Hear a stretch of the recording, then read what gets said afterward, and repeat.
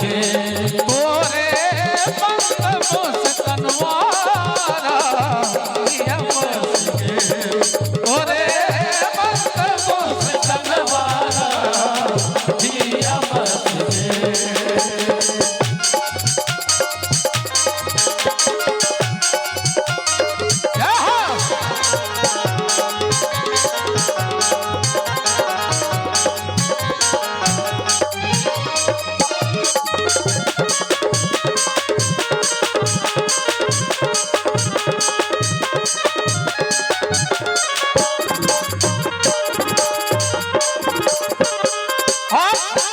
दुल्हा सरकार के की नीक लग रहलन है।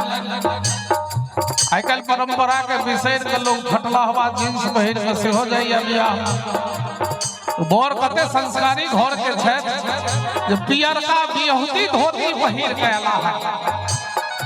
पियरी बियहुती धोती पियरी बियहुती धोती पीत चपकनवा सखिए पीत चपकनवा जिया बस गे।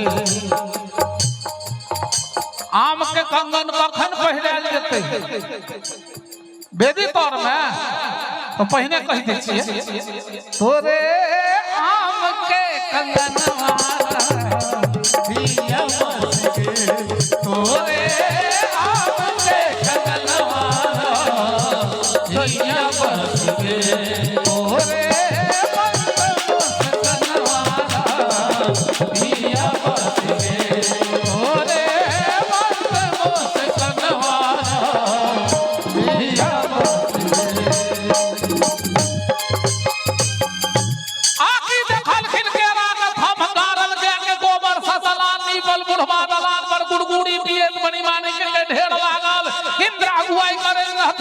अरे आइए बराती सब आइए आइए हम लोग ठहरने का यहीं पर